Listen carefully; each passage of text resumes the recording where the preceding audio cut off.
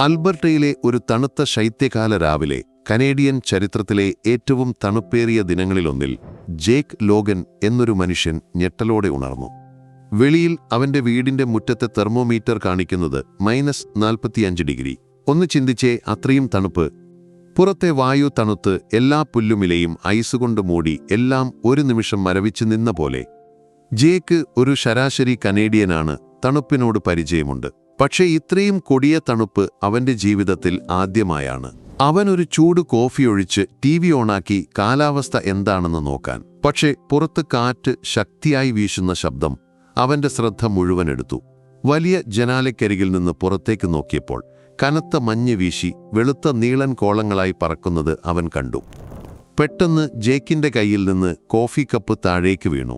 എന്താണ് കാരണം?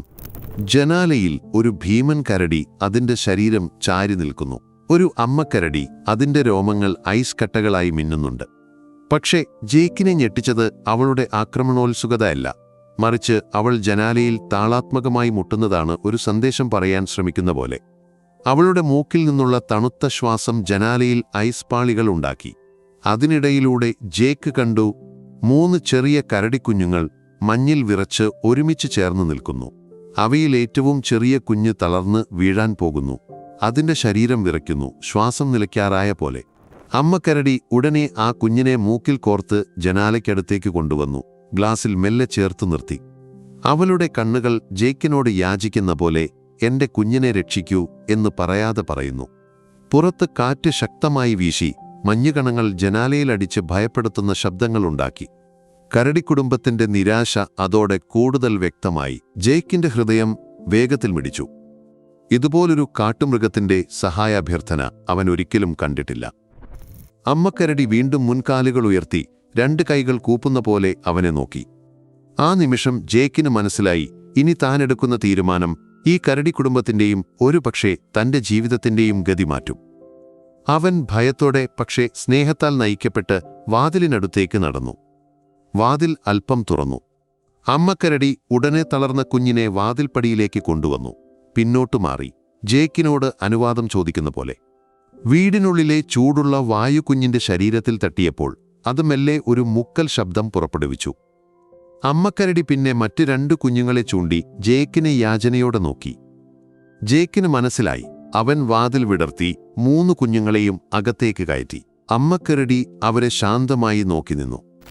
എല്ലാ കുഞ്ഞുങ്ങളും അകത്തെത്തിയപ്പോൾ അമ്മക്കരടിയും മെല്ലെ അകത്തേക്ക് കയറി. കയറുന്നതിനു മുൻപ് അവൾ തന്റെ രോമങ്ങളിലും കാലുകളിലുമുള്ള ഐസ് തട്ടിക്കളഞ്ഞു. ജേക്കിന്റെ വീട് വൃത്തികേടാകാതിരിക്കാൻ ശ്രദ്ധിച്ചു. എന്തൊരു ബുദ്ധിയല്ലേ! വീടിനുള്ളിൽ അമ്മക്കരടി ഒരു പ്രശ്നവും ഉണ്ടാക്കിയില്ല.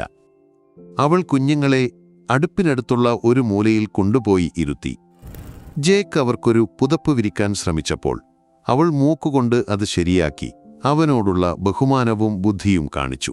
പുറത്ത് കൊടുങ്കാറ്റ് കൂടുതൽ ശക്തമായപ്പോൾ വീടിനുള്ളിൽ ഒരു അപൂർവമായ മനുഷ്യക്കരടി സ്നേഹത്തിന്റെ അന്തരീക്ഷമുണ്ടായി. കുഞ്ഞുങ്ങൾ മെല്ലെ സുഖം പ്രാപിച്ചു.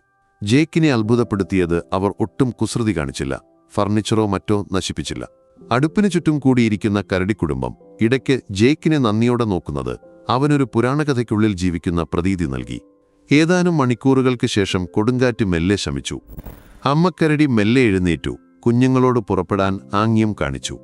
ഓരോ കരടിയും വാതിൽപ്പടി കടക്കുമ്പോൾ വീട് വൃത്തികേടാകാതിരിക്കാൻ ശ്രദ്ധിച്ച് കാലുകൾ ഉയർത്തി നടന്നു. പോകുന്നതിന് മുൻപ് അമ്മക്കരടി ജേക്കിനെ തിരിഞ്ഞു നോക്കി. അവൾ തന്റെ വലിയ കൈപ്പത്തി അവന്റെ കയ്യിൽ വെച്ചു. കണ്ണുകളിൽ പറഞ്ഞറിയിക്കാനാവാത്ത നന്ദി നിറഞ്ഞു.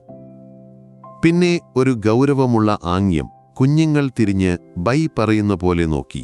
അങ്ങനെ കരടിക്കുടുംബം മഞ്ഞ് നിറഞ്ഞ കാട്ടിലേക്ക് മറഞ്ഞു. ജേക്കിന്റെ ഹൃദയത്തിൽ കരടികളുടെ അവിശ്വസനീയമായ ബുദ്ധിയെയും നന്മയെയും കുറിച്ച് ഒരു പുതിയ വിശ്വാസം ഉടലെടുത്തു.